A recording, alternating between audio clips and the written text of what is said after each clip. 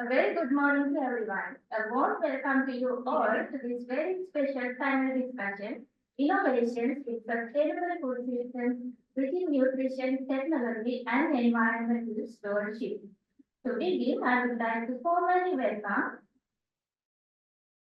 Dean, Faculty of Livestock, Fisheries and Nutrition, all the heads of the departments, all the academic staff members, administrative staff members, academic supportive staff members, postgraduate students, undergraduate students, non-academic staff members, and all the participants who are joining with us through online platforms.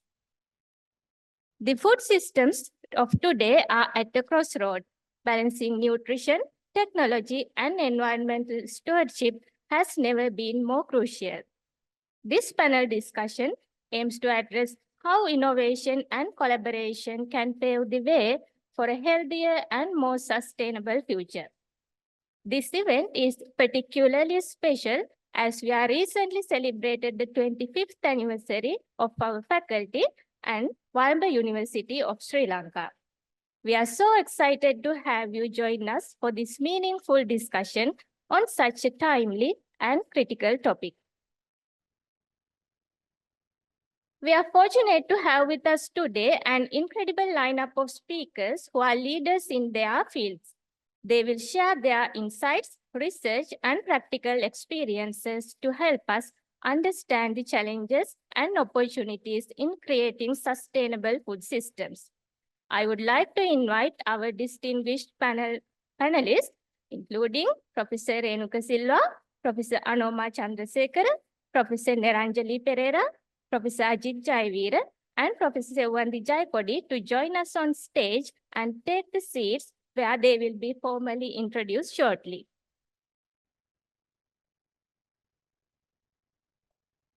Without further ado, let's introduce our esteemed panelists. To moderate the session, we are honored to have Professor Renuka Silva. Professor Renuka Silva is the Chair Professor of Nutrition at the Department of Nutrition and Dietetics, Faculty of Livestock, Fisheries and Nutrition. As a pioneer academic staff member, he has served the university for over 25 years, including as a former dean and head of the department. With a PhD from the University of Reading, UK, he focuses on food security, school nutrition, and dietary assessments.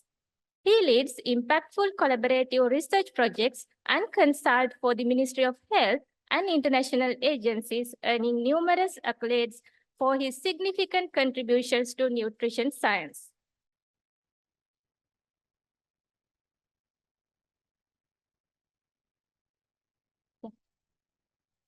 Professor Anoma Chandrasekara. Professor Anoma Chandrasekara currently serves as the Professor in Food Science and Nutrition of the Department of Nutrition and Dietetics, Wamba University of Sri Lanka. She received her bachelor's and MPhil from the University of Peradeniya and PhD from Memorial University of Newfoundland, Canada. Her research investigates the bioactivities and mode of action of phenolic compounds and the impact of food components, processing and preparation on health and nutrition of underutilized tropical foods. Professor Chandrasekara has authored and co-authored over 100 conference abstracts and over 50 research articles and book chapters on food and nutrition. She has served as a member of various national-level expert committees, advisory boards, and scientific journal editorial boards.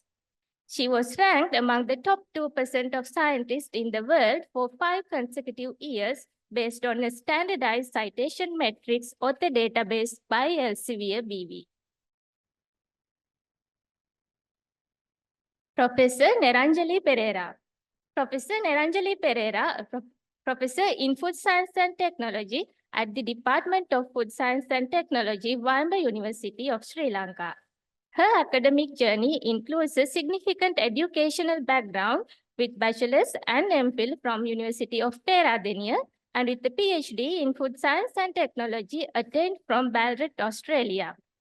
Her expertise spans across various domains within food science and technology with a particular focus on food product development, food processing and preservation technology, post-harvest technology, and food packaging. Professor Pereira's research interests encompass a broad spectrum, including areas such as minimal processing, emerging non-thermal food processing technology, and post-harvest technology of fruits and vegetables.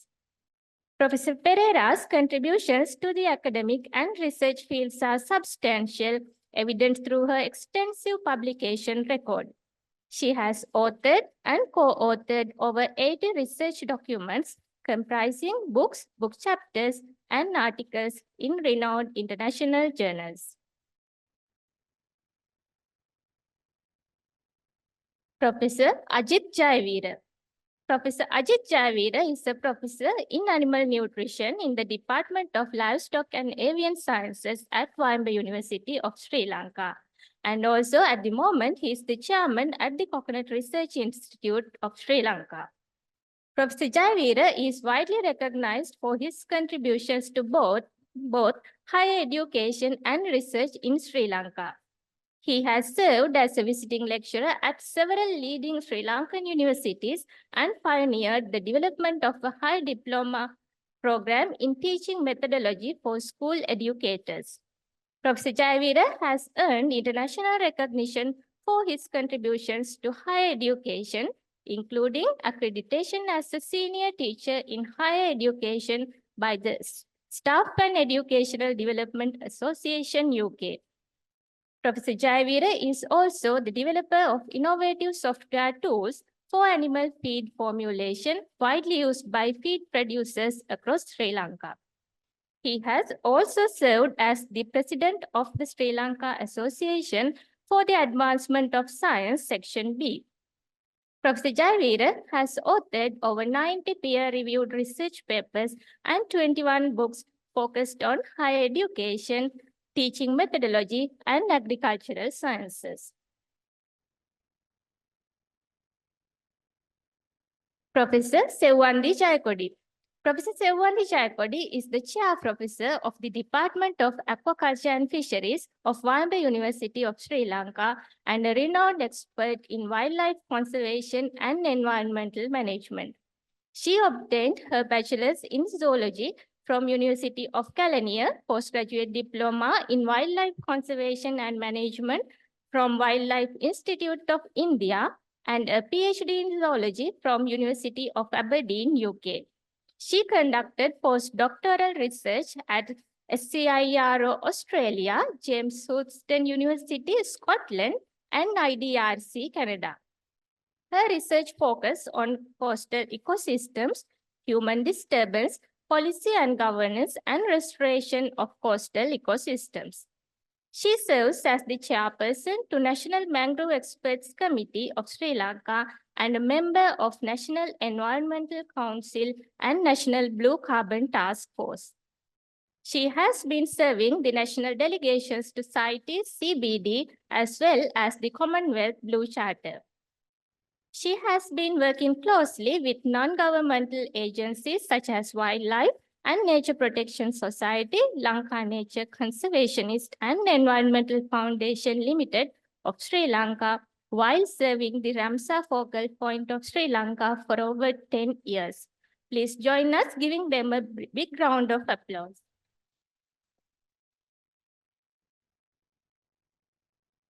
With that, I will now pass the stage to our moderator, Professor Renuka Silva, to provide a brief introduction outlining the purpose of today's session and lead the panel discussion.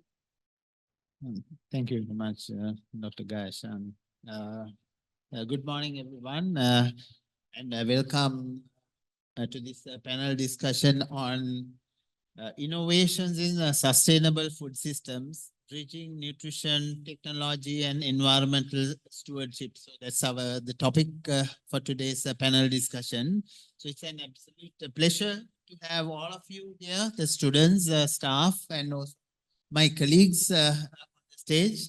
We are going to explore how we can reshape Sri Lanka's food system to address some of the most pressing challenges on our time. That's nutrition or malnutrition, food security, environmental degradation, and sustainability, which are closely linked with the sustainable development goals of the United Nations.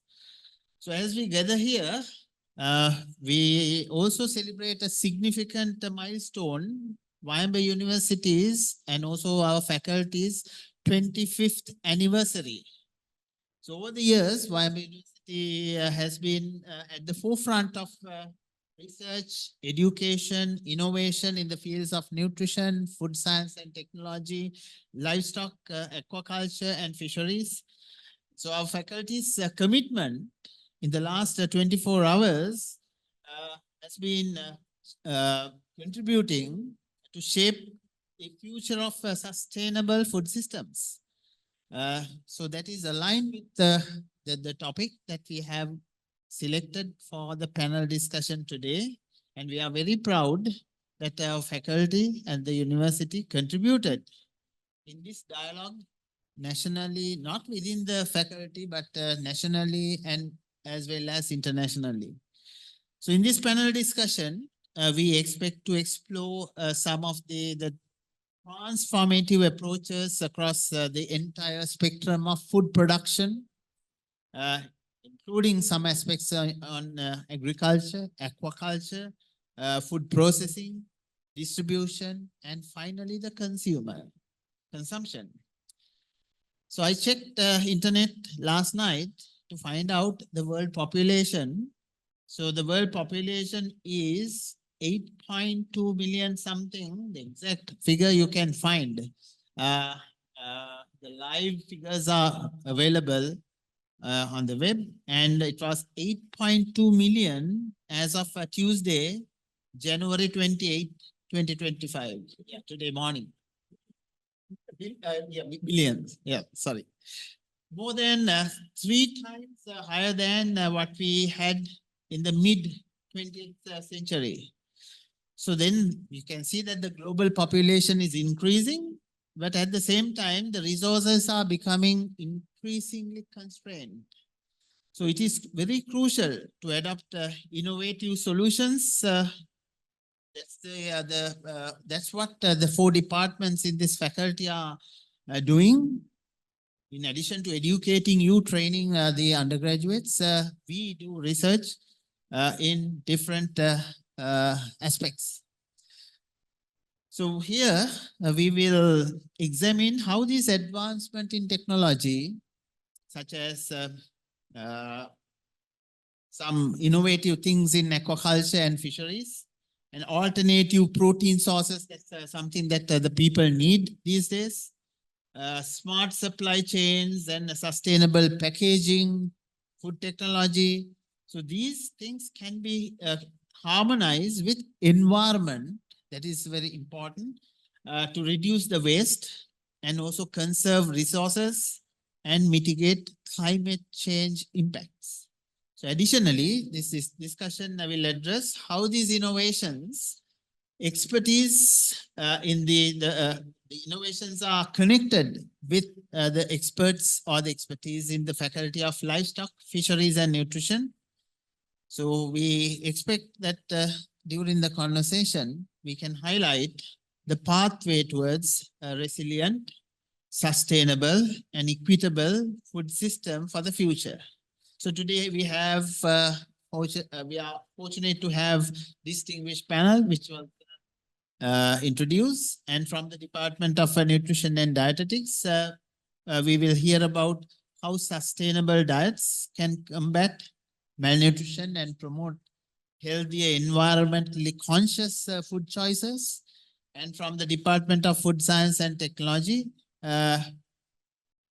we will hear the innovations in food processing and preservation to reduce the food waste, extend shelf life, and also improve food security.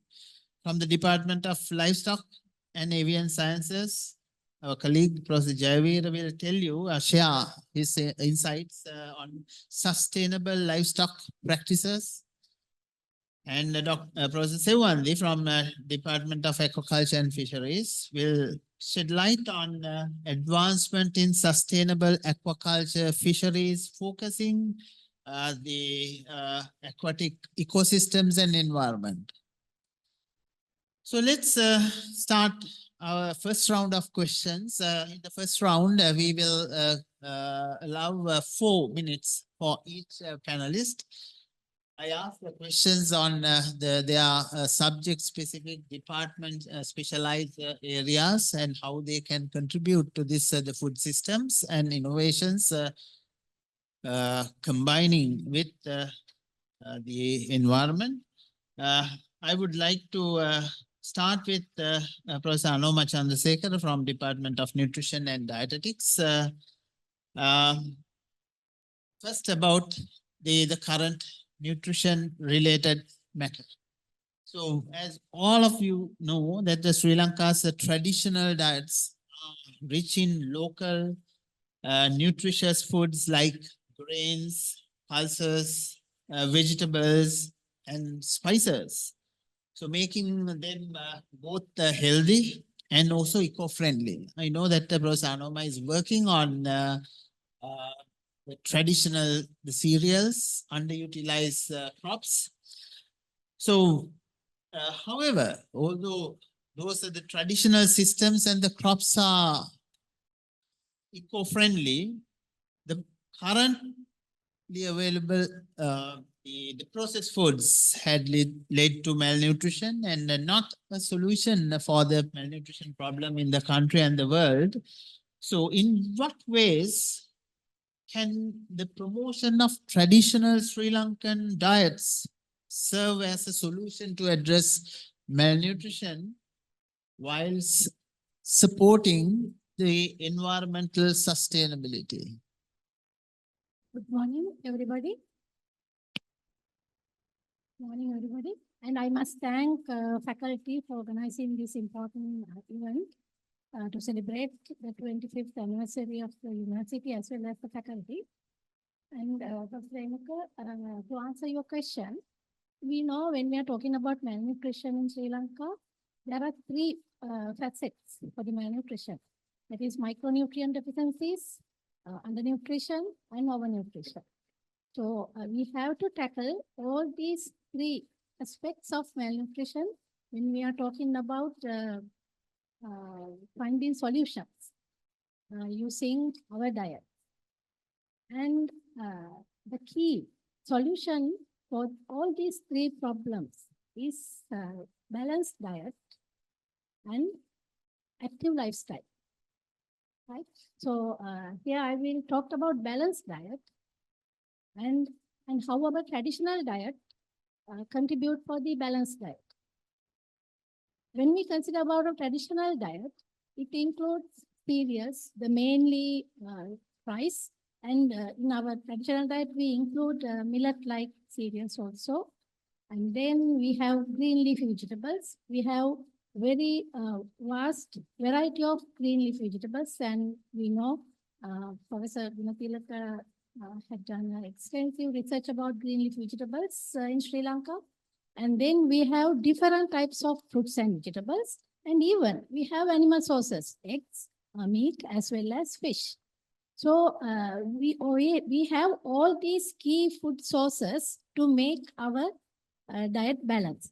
So one of the key thing, we have to make the balanced diet. And in addition to that, we have formally formulated food-based dietary guidelines for Sri Lankans. And I'm very proud to add that our department mainly involved in formulating as well as revision of these food-based dietary guidelines in 2020. Yes, and so we have guidelines, we have food sources. So we have to make sure to make our diet balance using our available these food items. And when we talk about how we can support environmental sustainability with our traditional diet, our diet is mainly plant focused, and we have to add animal sources, of course. And when we are adding plant sources, then we can add more fiber, we can add nutrients like vitamins and minerals, as well as we can combat all these three problems. And we can add diverse food sources. So we use the environment very effectively when we get from different food sources rather than exploiting only one food source. And so we can use jackfruit, breadfruit. No, when we are talking about starch-rich foods, it is not only rice. We can add jackfruit, breadfruit, as well as there are different kinds of yams. And mainly we are using manioc, sweet potatoes, and potatoes. But there are very high number of underutilized yams in Sri Lanka. Sometimes they are seasonal, but we need to use all these yams in our diet. And so when we use these traditional diets, we support our local agriculture as well as we can make sure about food security. And we can support sustainable farming systems. We can promote indigenous food crops and indigenous food preparations. For example, we all, I think, heard about beer bath. I don't know our new generation whether they consume that, but our generation, we consume beer bath. What we use the leftover rice night. So there are a lot of health benefits from beer bath like traditional food items. And the other thing is when we use these food sources from our own environment, we do not depend on imports because we have our own sources. And how we can support environmental sustainability. One is when we use our fresh foods to make our diet, we will make lower carbon footprint because we will add very minimum number of processed foods in our diet. At the same time, when we are using different food sources, we can conserve our biodiversity in the environment. So that also helps to support environmental sustainability. And the other important thing is we have to reduce food waste. So if we can make it zero, that will be very helpful to sustain our environment. And at the same time, when we use our traditional diets, we provide to enhance our culture and social benefits in our population. And we have to pass those cultural and social benefits to our next generation. So if we use them, we can do that. And even we can include the community engagement when we use these different different available food sources. At the same time, this will give a lot of economic opportunities because we will support small scale farmers when we use those traditional food sources. So that is one way we can increase our economic opportunities within the country as well as internationally. We can share this knowledge and even we can add them into our export market. And this is also one way of promoting sustainable tourism because we know even when tourists visit our country, they are willing to taste our traditional diet. So these are few ways we can use our traditional diet while combating our nutrition problems and maintaining our environment sustainability. Thank you. Yeah, so excellent explanation how we can combine the traditional knowledge, traditional diet, and the environmental sustainability. The major criticism in among the nutritionists may be wrong. Let's see what Professor Niranjali has to say. So some say that the processed foods are contributing to the malnutrition, and the processed food are actually the growing part of Sri Lankan's diet. Although Professor Anoma told about the traditional foods, people are every day they consume processed foods. But the problem is many of these the processed foods lack essential nutrients. And also there are certain environmental concerns. But advanced food processing technologies offer potential to create healthier products while using resources more efficiently and minimizing the waste. So my question is, what role can cutting edge food technology or the processing technologies play in enhancing the nutrition value of processed foods while reducing the environmental footprint, particularly in Sri Lanka? What do you mean? Okay. Thank you, Pastor Renuka, and good morning, everybody. And I would like to thank the organizers for giving me this opportunity on, for a special milestone of our faculty, 25 years of the journey of our faculty and the university. As you raised the question, mainly when you do processing, nutrients again, especially the nutrients deplete. I mean, the lot of nutrients get destroyed. But we have to see the way that we have to retain the nutrients as much as possible. So one such is fortification. So you all know that you have to add the precise addition of micronutrients like zinc, iron, and also vitamins for especially for our main staple food is rice, and also you can add for flour or salt. I must very proudly say that from our Innovation and Service Support Center already, we have commercialized a product to a company called Anchor, the fortified rice. And also even cassava flour can be fortified and use it as a nutrient source.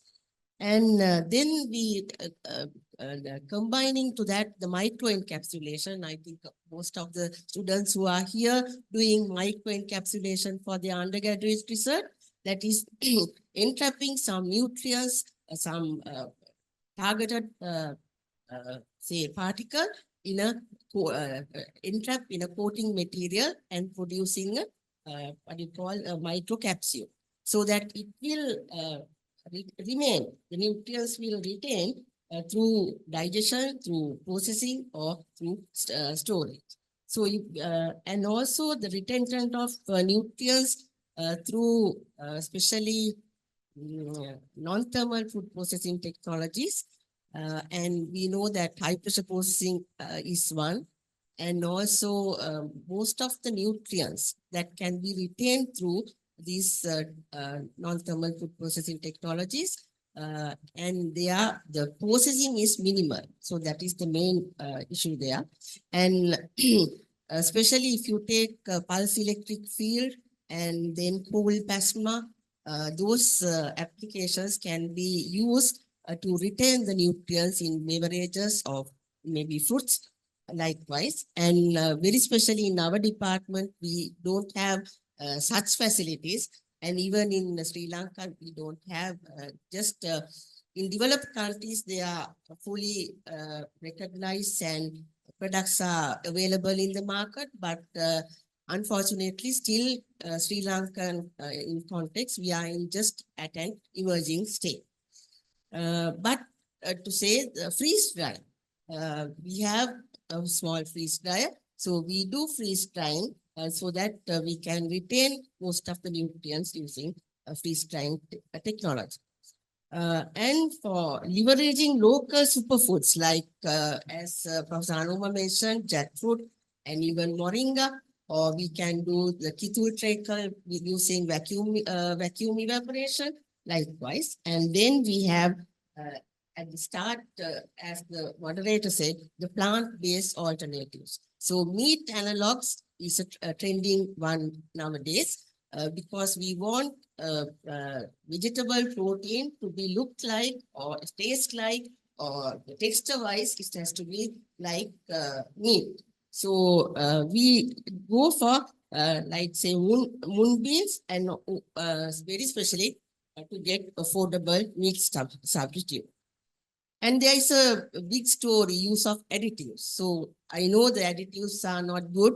I mean, it's better if you can reduce the amount of usage of additives, and also clean label processing reduces the need for artificial preservatives. If you can go for flavors like, say, nature identical colors, flavors. Now, say if you want the sunset yellow, you can use curcumin as a source to get the same yellow, or maybe beet root to get the reddish color. Likewise, the use of what you call the colors from the nature. And we have a lot of research on probiotics and prebiotics, like enhancement of the human gut health by using fermentation, curd, then kombucha tea, the fermented vegetables like. And we, especially the adoption of energy efficient technologies powered by dryers. So these dryers, they are already run by electricity, but for environmental aspect, it's better to have, as Professor someone has developed, solar dryers, or maybe hybrid dryers with solar and electricity as well. And also the utilization of agro waste, it's a very important thing to make it zero waste.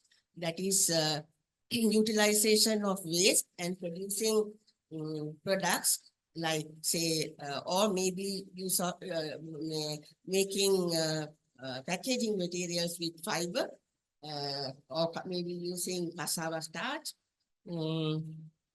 Then especially the packaging, we have to have the packaging should be biodegradable and also the edible packaging.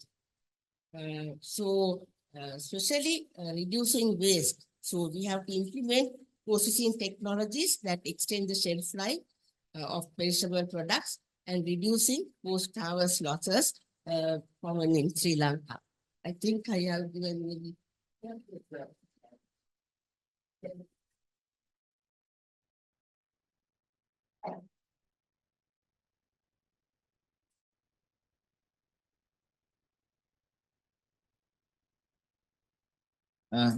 Thank you very much. I think the answer addressed the question that I asked, how we can integrate food processing technology with the pressing needs of malnutrition or the lack of nutrients in the food, as well as addressing some of the alternative ways of producing food, fulfilling the requirement of the consumer while considering the environmental sustainability.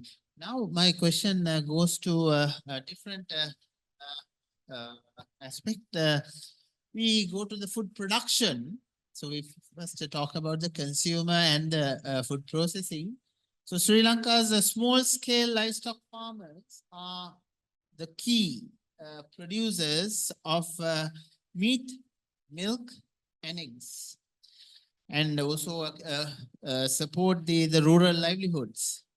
However, there are certain concerns regarding the environmental degradation, the waste resources, and highlight the need for sustainable solutions to boost productivity. We know that there are some issues related to the egg prices, and there are certain concerns time to time on the safety of animal products. My question is, given the importance of a small-scale livestock farming in Sri Lanka's agricultural landscape, what practical and sustainable strategies can farmers adopt to enhance the productivity while minimizing the environmental footprint? Thank you, Professor Renuka. Of course, you very precisely said, correctly said, the livestock production or the animal-based food production in Sri Lanka heavily depends on small-scale producers. Very correct.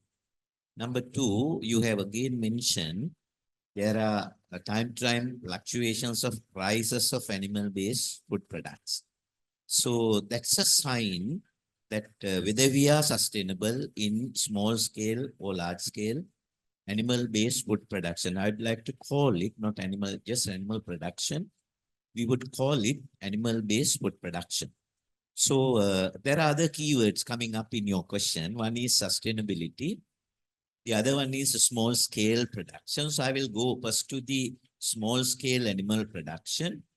When we consider the total number of farm families involved in animal production, it is more than 202,000 farm families. And when we consider the large scale producers, that will be less than 1,000 to be frank, because large scale dairy farms, very few, handful. And livestock poultry, the large scale poultry farms would be 100 or something. So it will be less than 1,000. And all other production, nearly 75% or more, comes from small scale production. So the vitality is there. And when we consider last 40, 50 years in Sri Lanka, we have improved our animal production more than 10 times. When we consider the intake, per capita consumption of milk, meat, and egg, again, it has increased dramatically, maybe more than 10 times. You know, when we consider plant-based food production and plant-based foods and animal-based foods, there's a very big difference. Clear difference is there. You know, it is very tasty. Animal-based foods are very tasty. Milk products, the meat products, sausages, salami, whatever. You know, it is very delicious if you are not a vegetarian. Right? Then, therefore, there is a very big demand. And when we consider the energy and protein supply, there is a contribution from this. However, when we consider the production, we can't say whether they are very sustainable. For example, if we can see some problems related to marketing, prices, demand, supply, if there are issues, that shows we are not that stable. Stability of the production shows us whether we are sustainable.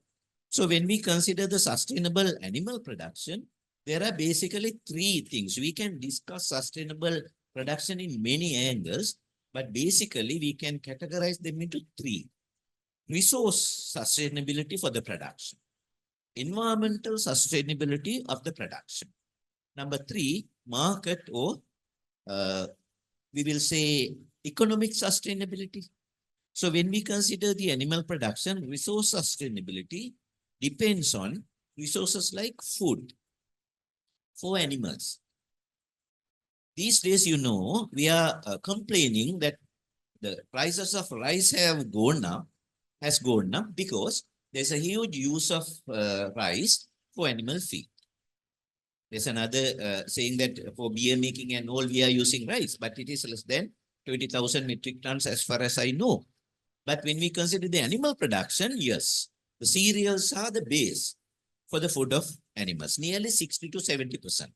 Maize and rice are used. So there is a problem that it seems that if we are not having sufficient resources, food resources for animal production, so our sustainability of the animal production is at risk. So we are facing that. So small scale producers especially face this because large scale producers have the access to global resources like maize, soybean meal, meal, fish meal, and so on. But the small scale producers will have to depend on supplies from local. So you know, these days, prices of maize, seed maize for the animal feed has gone up to 185 rupees per kilo. Yesterday, it was just 165 rupees. Then rice, of course, not available for animal production these days. It is so expensive. Because of the crisis in the coconut sector, coconut meal or the copra meal, Pune, it is also very expensive, nearly 150 rupees. That shows food resource availability is a problem for sustainable animal production. Number one. Number two, when we think of the resource handling in Sri Lanka, biggest issue for animal production is animal food. they are very expensive. The cost of production per egg nearly comprises up to 75% from feed. Broiler production or meat, it will be nearly 80%. And of course, dairy products, it will be less than 50. And Professor Shemwandi would talk about the prices of aquatic animal products. So that also highly depends on, for example, highly depends on feed. So we are at risk because of we don't get sufficient food resources. Then managing food resources and management of the animal. Both is a big issue now because food resource management, our farmers, small scale farmers need technology, training, of course, technology transfer into small scale farmers in relation to production, especially food and feed handling, then product processing, value addition, of course, animal handling also. So we need training. So that is also part of resource. So we feel for the small scale farmer, there is a gap of technology. Large scale farmers, they hire people, they use the technology available globally, especially mechanizing and the smart technologies also for the large scale production. So small scale farmers highly use traditional knowledge and their expertise they have taken from the surrounding for the production. So we need resource input. Then environmental sustainability of the production. I know most of the animal product producers in the Sri Lanka do it to a level that it won't be a big issue to environment. So globally, we talk about carbon footprint of some of the animal products and methane emission from especially ruminants. And, when we dump animal byproducts like waste, cow dung or poultry manure somewhere, there will be production of noxious gases, carbon dioxide, methane, that will heat up the environment. So there is a big discussion, especially in the 17 sustainable development goals of the world. So that methane emission from the animal production is a big issue. But I know even from your experience, you will say, have you ever seen in any area that environment has been polluted because of the animal production? Very less. So I believe deforestation, overgrazing by livestock, there can be issues in time to come if we don't produce sufficient food for the animal. Otherwise, we are environmentally sustainable. Then the economic or the market sustainability, that is there is a big question there. These days egg prices from 50, 60 rupees has come down. Yesterday, I have seen even 23 rupees per egg. Milk prices are quite okay, 175 rupees or more per liter. Then the meat prices fluctuate. Heavy fluctuation of the prices shows there is a problem, either too much supply or less demand. I believe demand for the livestock products in Sri Lanka is quite okay. But the supply sometimes go up, sometimes go down. So this is where we have a problem. So when we talk to farmers, they say price fluctuations of the input, electricity, feed, labor, other utensils. So those are the issues. Then when we think of the consumption, there are sometimes discussions that some of the animal products are not safe for the human consumption. Again, some of the utensils like additives, there are scientific evidence that some of the additives can cause health issues to consume. Fortunately, we have banned most of them in Sri Lanka. And some of the additives, they really improve the growth. So they are organic now. There is no residual effect. There are no residues in the milk, meat, or egg. Therefore, we are safe. But still, there are pseudoscientific information circulated by different media that some of the animal products are not safe for the consumption. I think that that rumor is not very correct. So, consumption-wise, we can assure that our production is sustainable. But price-wise, fluctuation of the prices shows stability of the industry is not that firm. Therefore, I believe we are doing something. Small-scale producers are doing something for the sustainability of the production, and they are taking care maximally for the production of safe animal products. But still, technology transfer is necessary. So I will give one example or two from our faculty. So we are improving the bioavailability of phosphorus from from ephemeral rock phosphate.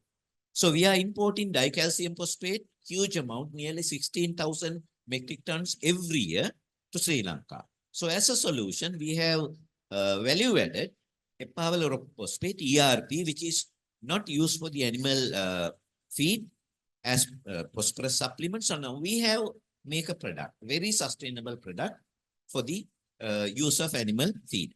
Then as at the introduction said, we have introduced feed formulation software very early 2011 for the feed producers in Sri Lanka. So we have kept the first step for the smart agriculture, smart animal production in Sri Lanka from our faculty. You know, there are many agriculture and food science degrees in Sri Lanka. There are universities contributed, but we are the first to produce software for animal production in Sri Lanka. So I think that helped small scale farmers a lot, and we are going to help them further. I think that would cover the.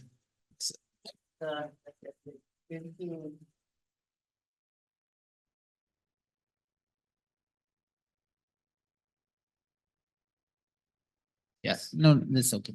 Extensive description about the different kinds of sustainability, the economic or the price sustainability, and the what problems are faced by the farmers, and also Professor Javier mentioned that our small scale livestock farmers are not contributing to the environmental degradation that much, probably because we use the manure or the waste as manure most of the time.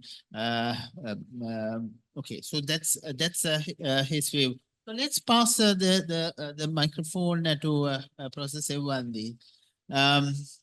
Always, globally, we know that the integration of environmental science into agriculture, livestock, fisheries management practices is very crucial for preserving biodiversity and maintaining healthy ecosystem. Without healthy ecosystem, we can't talk about the healthful diet or the healthy lifestyle. So my question is, how can integrating environmental science into livestock, fisheries, and perhaps into agriculture management support biodiversity and ecosystem conservation? You have the specialty in environmental science. Thank you, President. So when you are the last in a panel, there are two things that happen. First, all the points that you come prepared for are taken. So I was listening very happily to the distinguished panel, talking very eminently about the things that I wanted to discuss. Kudos to you. The advantage is then you have the chance to come up with an impromptu speech. And that's exactly what I'm going to do, because everything I wanted to speak has already been spoken. But let me start, President, by saying you use the word biodiversity and the ecosystem. You know, in my world, these are the two words I really don't like. The word biodiversity, when it comes to talking in a forum like this, because the more we alienate the natural capital by giving a word biodiversity, we are not going to live in a world where we would understand biodiversity is natural capital. So I would shift myself, rather than talking about biodiversity, to natural capital. Because everything that is biodiversity is the natural capital for us to move forward in terms of food production, food processing, to everything that you do. So essentially, the way that the environment performs, the way that the environment moves forward, and the way that biodiversity is used or your natural capital is utilized will tell how we do our business. Now, I was listening to the facts that are presented here. I'll take you to some of the global facts that will make you think where we are. So when we look at the global facts, you are already aware that we are talking about the fourth mass extinction in the world. Whether we like it or not, we are there. And science, if you read some of the papers that come in Nature, you would see that the fourth mass extinction is on the momentum. So in that way, what it also says is the natural capital that we use for food production, food processing is already in the tipping point. President, there's already here in Sri Lanka so many resources that are no more a luxury. It's no more the common thing for us. It's reserved for the elite because it's rare to find. And that's where we are going. However, in saying so, I also want to bring in the fact that our lifestyles are changing. The bulk eating that we do at the moment is slowly getting revolutionized. I hope that you are aware that most of us now live in an era where the science is trying to focus on living, not dying. If you happen to read many of the papers, they are mostly focusing on how to have a forever life. And that's itself is becoming a reality in a different way.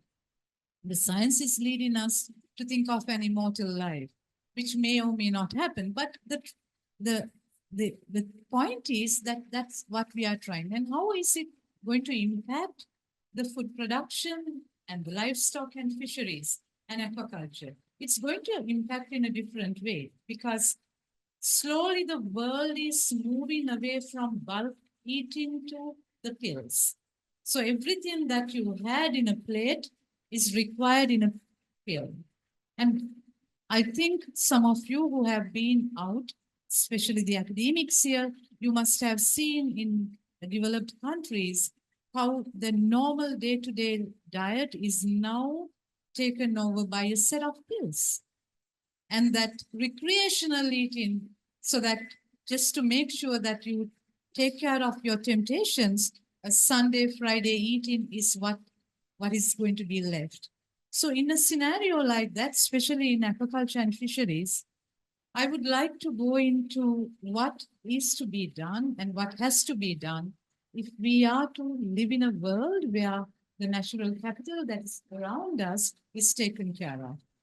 Now that requires, I would say, thinking out of the box. And I think that's what Aquaculture and Fisheries Department is also trying to do.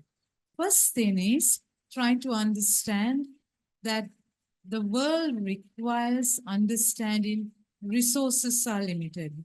Now we started a world with humans where we thought ocean can never be depleted.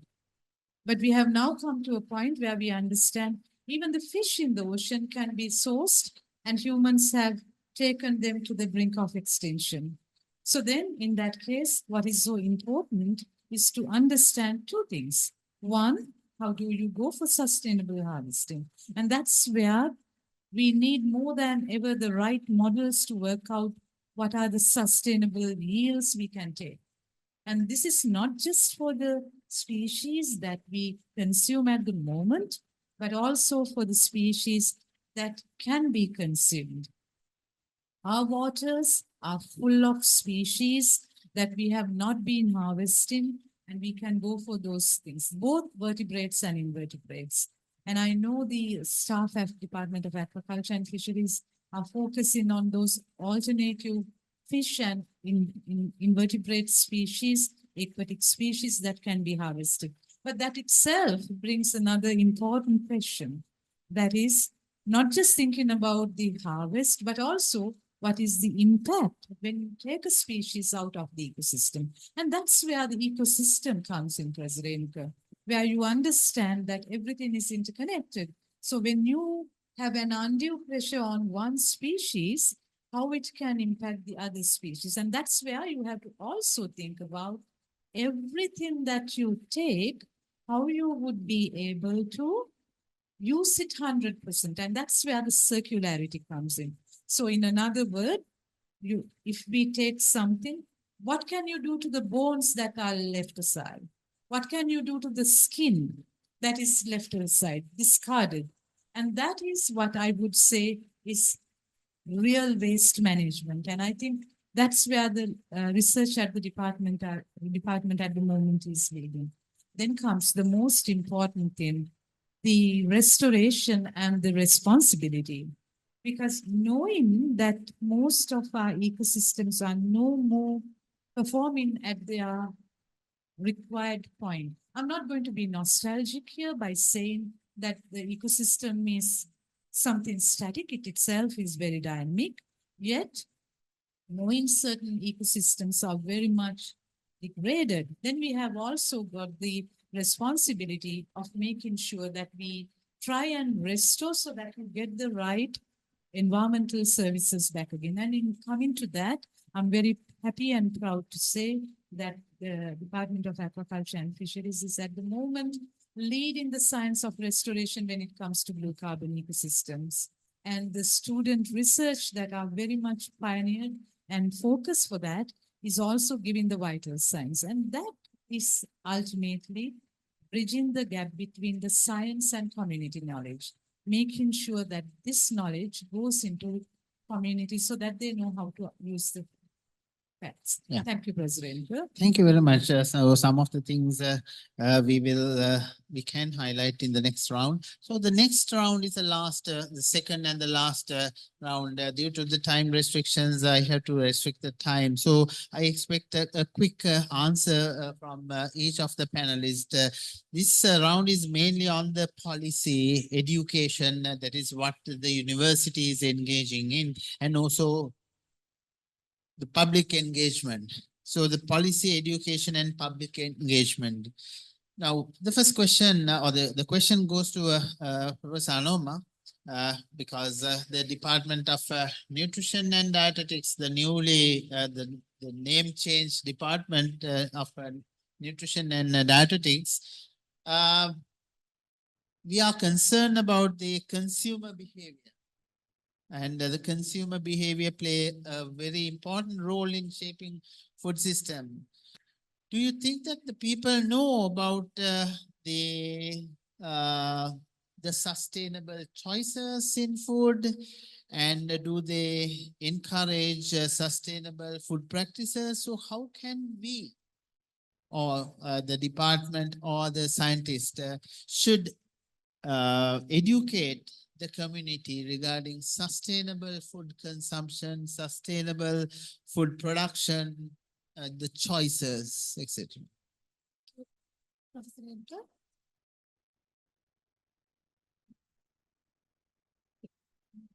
So really, it's a matter. There are different types of campaigns all the time to make people aware about sustainable food choices.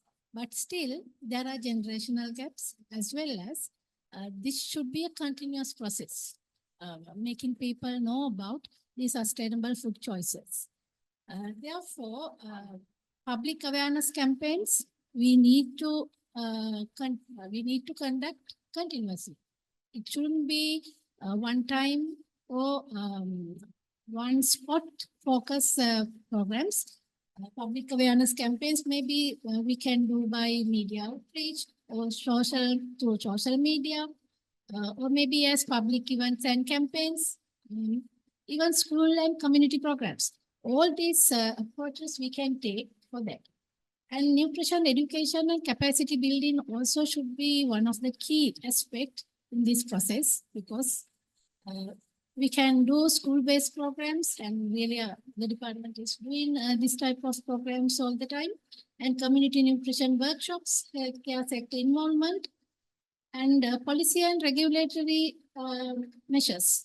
That is a key aspect, because as the country, As the government, involvement is very important for that because one individual institution or one organization cannot do that.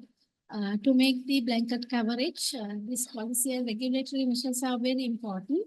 So food labeling initiatives, subsidies for sustainable agriculture, when we are thinking about that, and regulation of ultra processed food is also important. So I'm not against the food industry, but we have to use it very wisely. And healthy food procurement policies, these are some of the things we can introduce. And we have to promote sustainable agricultural practices all the time. And it should be not one ministry work. It should come from all the aligning ministries for this sustainable agriculture. And collaboration with key stakeholders, that is also very important. Partnerships with the non-government organizations, civil societies and international organizations, engagement with the private sector. We cannot forget the private sector. We have to include private sector for all these steps, and international collaborations, not only for funding, but to transfer knowledge as well as get their support. And the other important thing is including technology and innovation, like mobile applications. And again, I want to add, the department has started this process. E-learning platforms, food tracking tools, innovative cooking, right? So via one dish meal is one step. We keep how to prepare food with balanced diet, but still with minimum time and with all these difficulties people are facing to get all these nutrients. And the other thing is celebrating our cultural heritages. That also should keep as one of the point when we are thinking about the strategies with all this. Yes, so now, so as you said that there are a lot of work going on, research going on at the department level, and also not only inside the department is collaborating with the relevant ministries, etc. Now, I want to pass a similar question to President Anjali. Now, Prasanam also mentioned about the interdisciplinary collaboration. Now, rather than nutritionists criticize the food technologies or the food sector, or the food technologists ignoring what's happening in the world, I think the responsible food industry, I think you are in the forefront, leading, advising, advocating the food processing industry at the moment, along with some other universities. So what is your idea about the interdisciplinary collaboration, food production, nutrition, food processing? How can you support, you means the department, faculty, the university for that?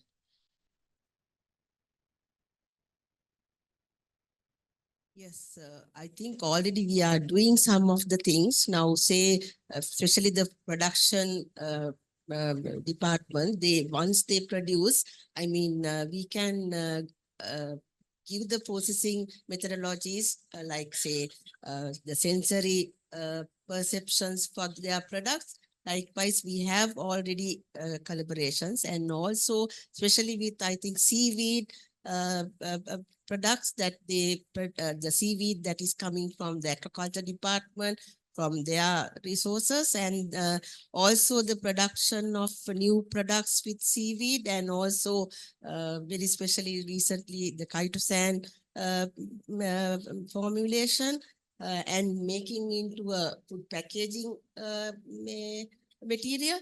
So likewise, so we can go for those things, and also the especially the blockchain technology, that is to end-to-end traceability of food products, that is to prevent adulteration and ensure quality, especially, and also we have to make up things to detect heavy metals and also the contaminants like pathogens, parasites like things.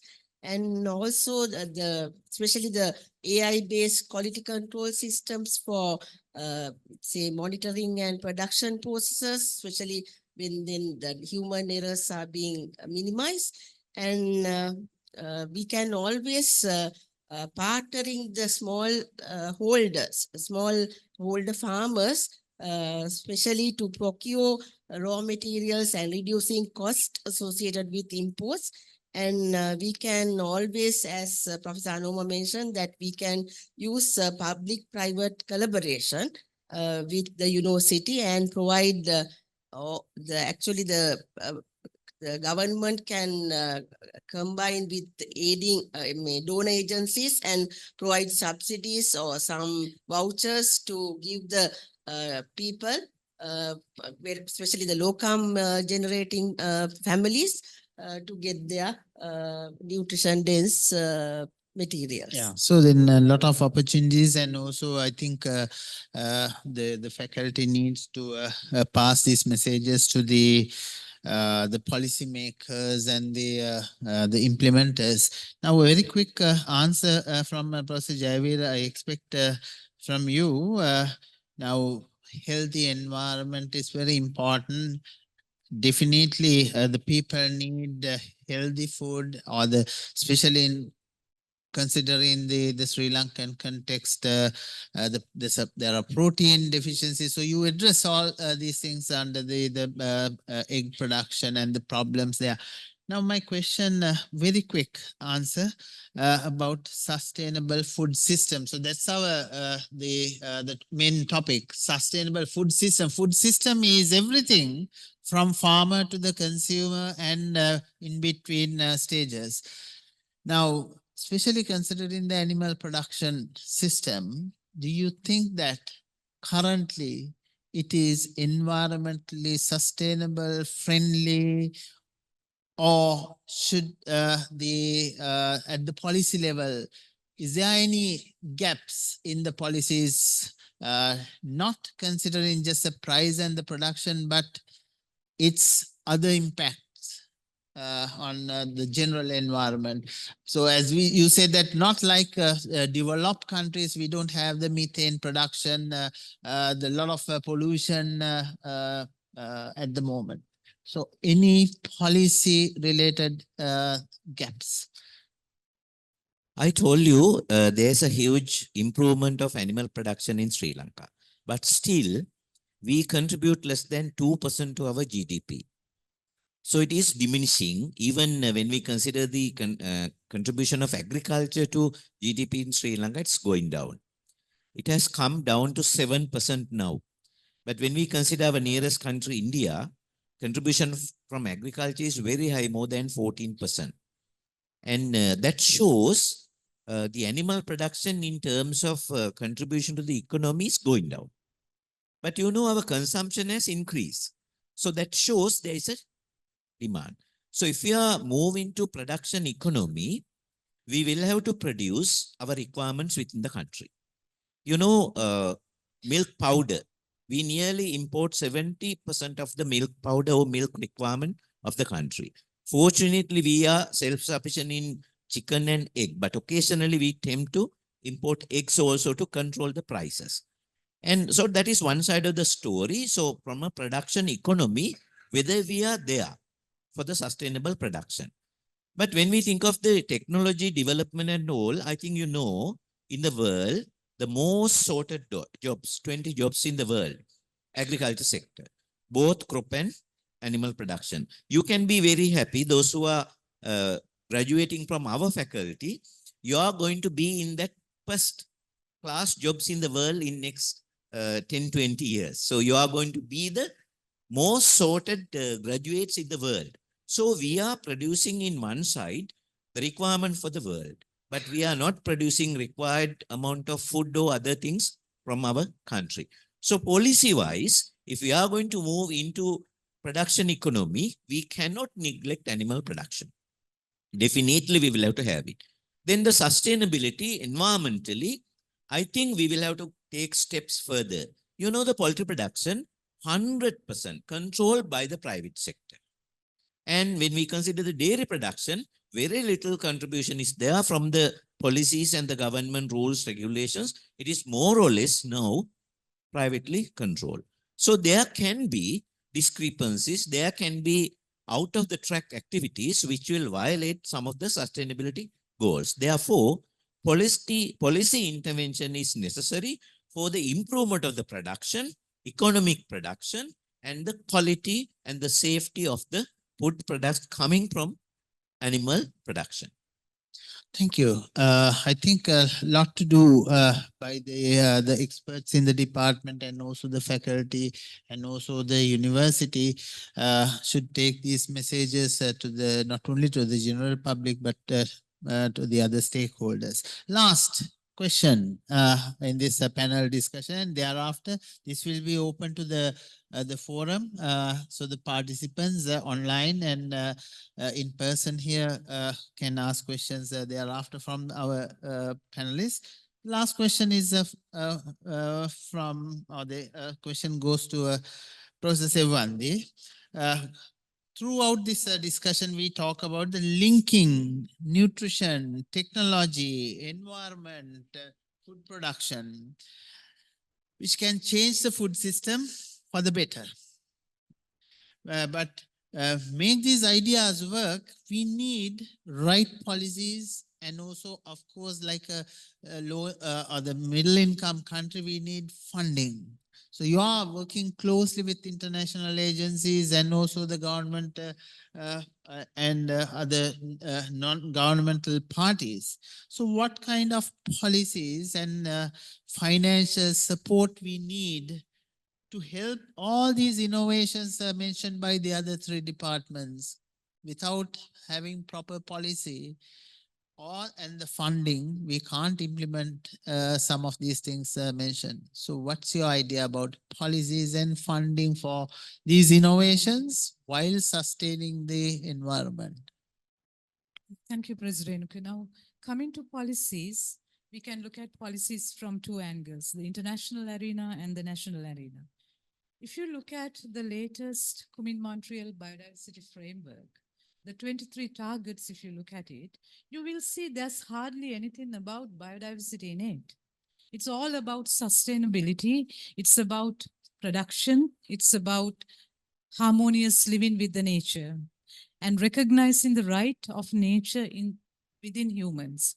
So what I really want to say is, in relation to climate with the IPCC policy frameworks, and for the biodiversity with the Montreal Biodiversity Framework, and also for the food production, the WHO's standards, the right policy framework is already there, President.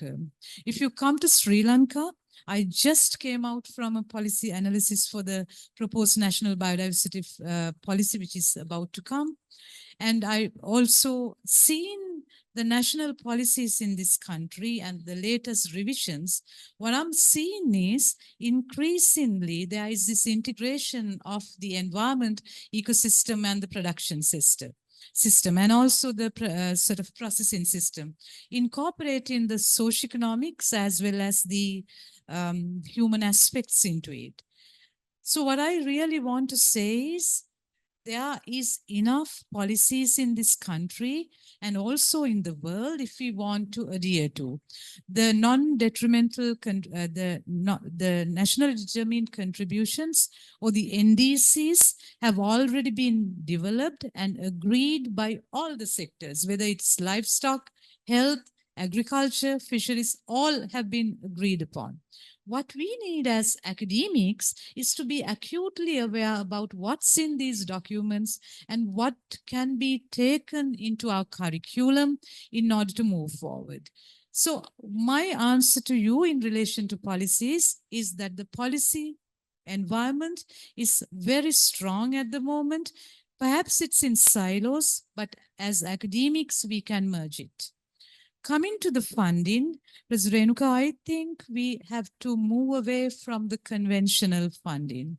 The world is no more dependent on the so-called funding that comes from few institutes. Some of the very high impact research is done through crowdfunding and also through citizen science. here at our faculty. For the last 3 years with the second year students, I'd been doing a practical involving citizen science, and it has given us some really good idea about the knowledge about microplastic among all Sri Lankans. So crowdfunding and also citizen science is the way forward. And at the same time, the private sector, not just because it's a part of their CSR, private sector is now working on ESG, environment, sustainability, and governance. It's no more something good to do. It's no more charitable. It's a must do, and they have to report. Therefore, we must turn to private sector in all the 4 departments, have the ability to move with them and to work with them, and also to do research that will support them as well as to the students as well as to the economy. And finally, because time is restricted, I also want to emphasize the power of private ventureships, because at the moment we are no more talking about research that will end up in a publication. You are talking about startups, that innovations that would lead to startups. And there's a lot of people out there that are willing to look for those startups. And as universities, we must try and ensure that we promote that kind of fund seeking rather than you always relying on the conventional funding, which is anyway drying down. Thank you, President. Right.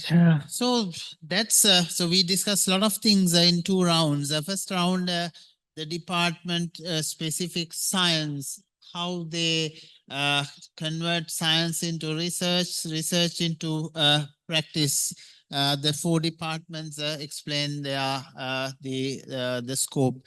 Secondly, in the second round, we mainly focus on interactions between different disciplines and going to the policy level.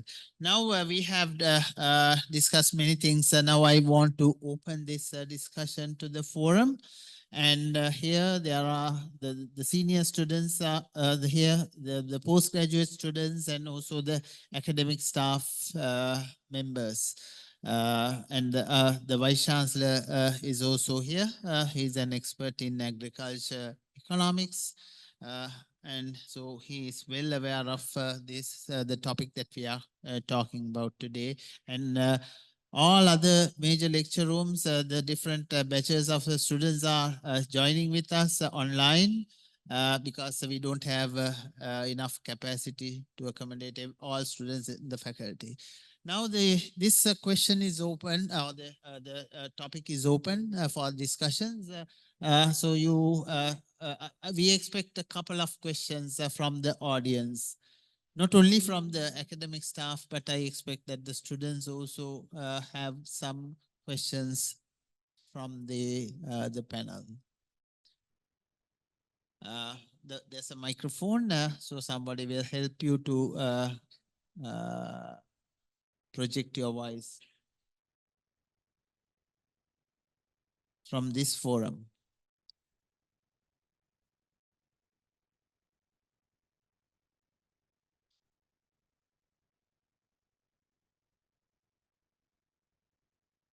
Thank you for very informative You can sessions. What I want to ask is, I mean, not ask about your opinion, because we all are working for one goal, that is sustainable food systems. But I mean, since we have 4 different department of expertise we have, but very rarely we can see that we are working together to make that goal achieve.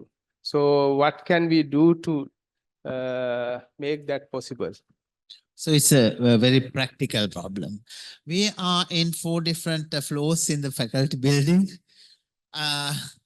And see each other in academic exercises, but not in this kind of thing. So that's the main reason that I propose to have this kind of discussion. Actually, we should have this dialogue not only here, but with the joining faculty more often. So since the Vice Chancellor is here also, I want to suggest that that is the academic exercise, intellectual environment that we should have in a university, right? So I don't think everyone should answer this question, but Professor Ananda's question is how can we collaborate or how can we strengthen the collaboration? Anybody want to take the question? Yeah. Professor Javed. Thank you, Professor Anand, for the question. I think we have taken, faculty has taken a responsibility for our graduates to become a highly employable. So employability has been a goal for the university studies. So I think individual departments have taken enormous effort so that our graduates are employed. So our corporate responsibility for the sustainability of the food production is, I think, a point that we should discuss. So we can collaborate, yes, as Professor Sevandi very correctly said, we can put forward some ventures with private sector for the research, which are not ended up in publications, which will address some of the issues of the food production, consumption pattern. So instead of just doing some localized research, we'll have to openly look at the actual problems, questions in the food sector, and we can get together interdisciplinary research at the beginning. Then, as a faculty, when we offer programs, we can see the opportunities for students to take interdisciplinary courses if available. If not, we will have to develop them in our forthcoming curricular development. Yes, Professor Anand. I want to add, really, I can remember about 20 years ago, in our faculty, we had some sort of programs. We work in the community. All 4 departments got together. So nutrition department worked about the nutrition aspects, then food science about the food aspects, and aquaculture and livestock in these different access. I cannot remember the places we visited, but we went to very far away places and all 4 departments worked together. So students work together, academic staff work together, even non-academic staff joined with us. And so this harmony was there. And I think very recently we having that sort of program. So I think we need to promote that sort of programs where we work in the community, but all 4 departments can join. It does not mean that we have disharmony, but no, we didn't have opportunity. Especially, I think it's because of the COVID pandemic, and then thereafter economic recession, all affected the normal academic work. Otherwise, the 4 department had very close early working environment earlier. But I think this, at least at this point of 25th anniversary of the university faculty, we should think of having collaborations in research working together. Any more questions from the forum? We can entertain 1 or 2 quick questions.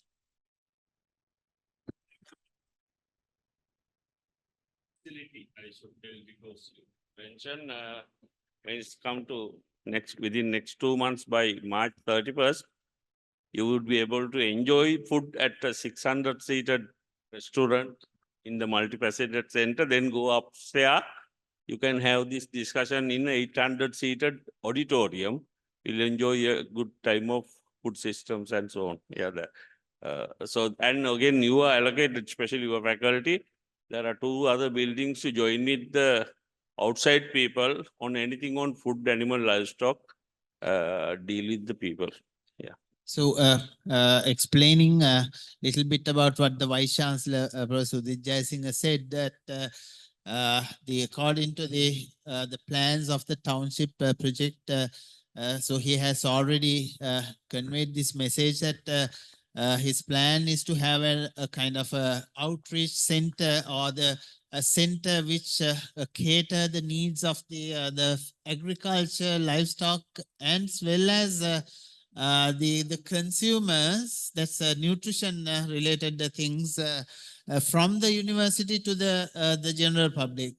So that's a great vision, and I hope that once the facilities are available, we will be able to do that. And at the same time, when the canteens, cafeteria comes, I think the Department of Food Science should also support to maintain the quality, and then the students will get better food, nutritious food at a lower cost, not zero cost, but lower cost. I think the departments should give their support for the food safety and also the catering aspects, supporting technically. Right. So any more questions I can entertain? Just one question. Yes, Professor Saman Wijayasekara. Actually, this one is like a very specific question for the nutritional side. Now, actually, I don't know what is wrong with our nutrition and food choices. As we have observed, the increasing trend in non-communicable diseases like diabetic, blood pressure, and cancer. So I think we have something wrong with the system, or maybe the even we have prescribed very diets, suitable diets. There's something wrong, but I want to know what we can do as a whole department together, maybe education program or training program or something processing. During the processing, maybe something we add, even though we have formulated very good diet. So I need some explanation. I think Anoma should answer that question. Yes, I can answer, and maybe others can add. Yes, Professor Saman, thank you very much for the question. And yes, what you said is true. All these diseases are increasing, and we have all these dietary guidelines, and at the same time we have those food marketing and all these aspects, and people's lifestyle, their lifestyles are changing. Sometimes they know, because our recent research show that they know about the healthy choices, but their behavior is not going with their knowledge. Sometimes their attitude is also good. They know I want to get those good foods as well as correct food choices, but they don't practice it. And if you look at in the morning, many parents buy those buns, pastries, and all the things into the lunch boxes and for their children, even for kindergarten children. So if we ask, they know it, but they don't practice. So it seems it is not only the knowledge gap, but there should be behavioral changes. So when we think about programs, our program should be targeted for behavior change. I think we need to focus more about that.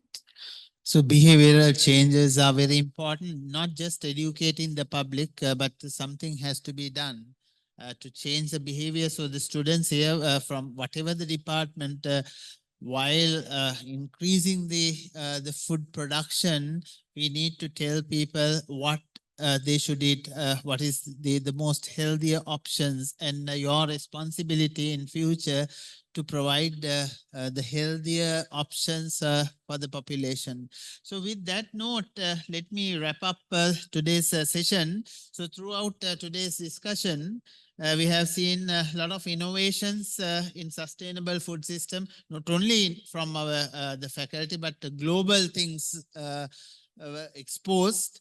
And also the technological breakthroughs of the departments, but also we talk about integrating nutrition and environmental stewardship. It's not just eating, but think about the environment, its sustainability. So then we can get the benefits both for the people and also the planet.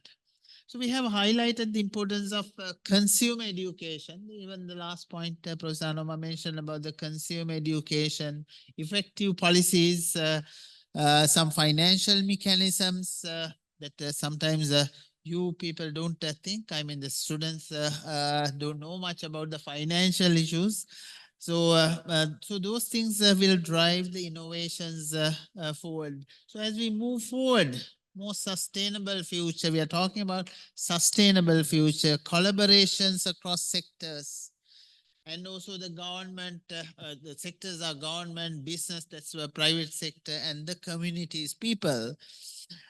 So our working together, this environment is very essential.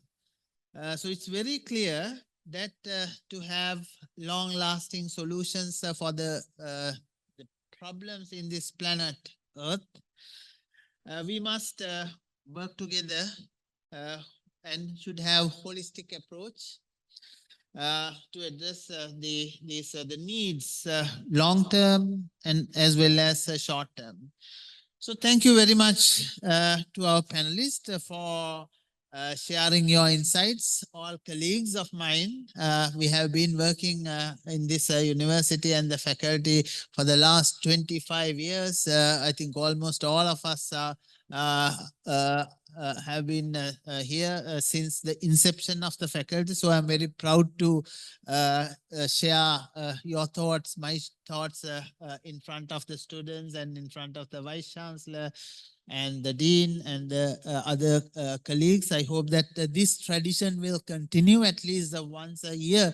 We should have this kind of a gathering with the students and share the knowledge, and the students will understand the expertise of the staff that they are getting their learning, teaching, and also since we are going to record this and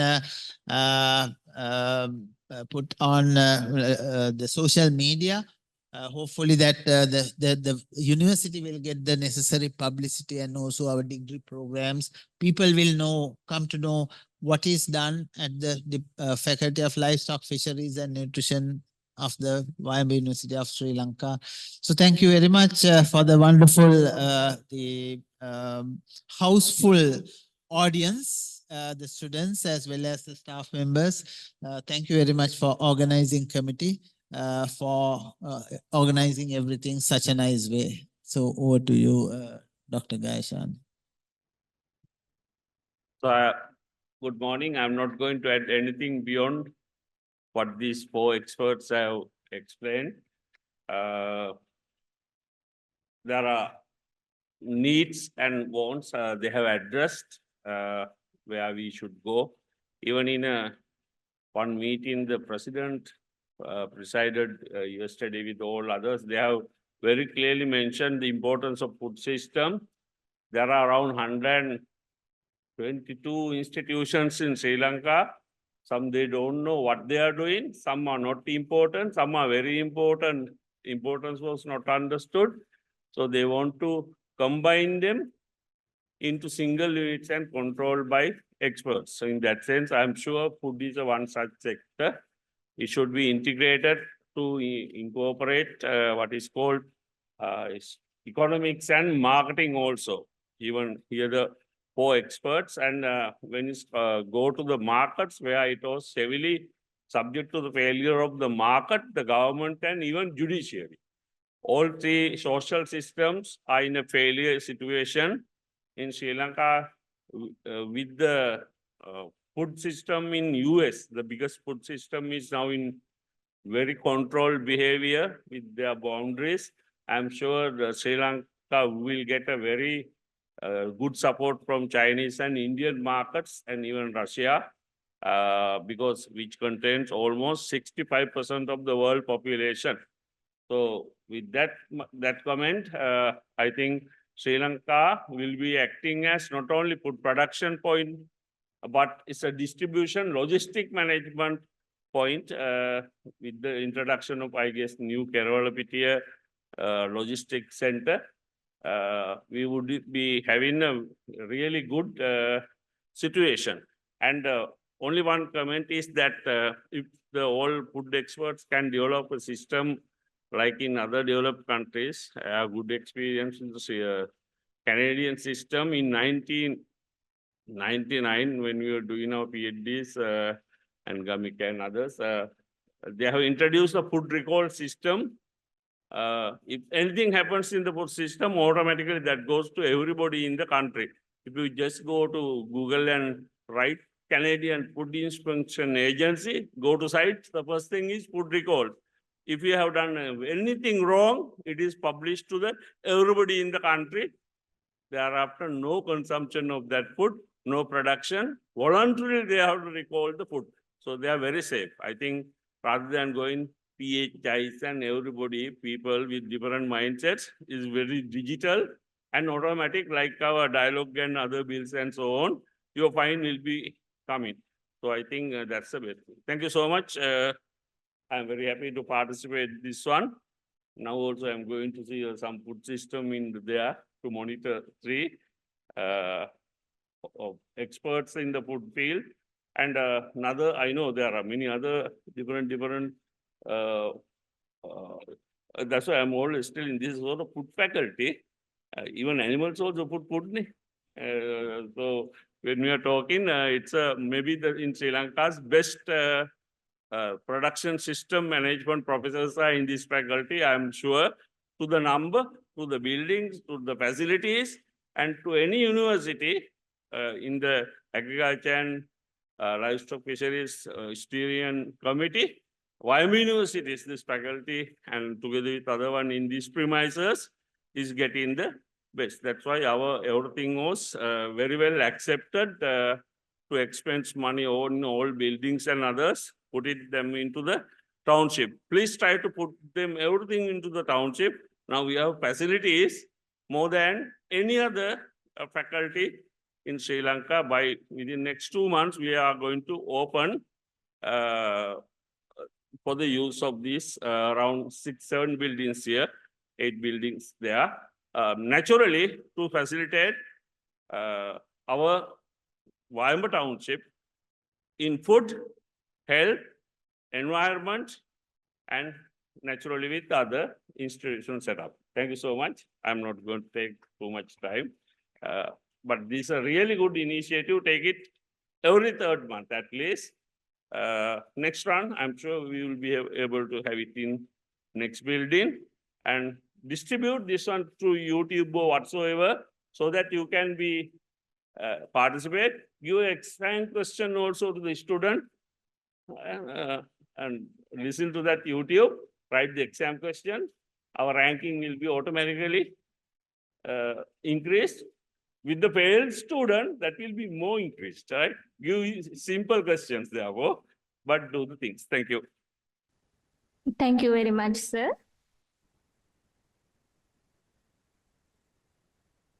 As we conclude this enlightening discussion, I want to extend our heartfelt thanks to our panelists and the moderator and all the participants from our academic staff, non-academic staff, administrative staff, and the students, postgraduate students, and the undergraduate students, and the faculty alumni, and all the participants who are joining with us via online platforms.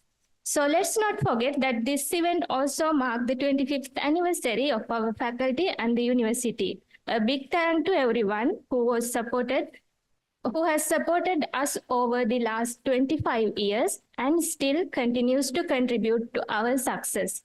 We hope today's discussion has inspired you to think about your role in fostering sustainable food systems. Thank you once again and have a wonderful day.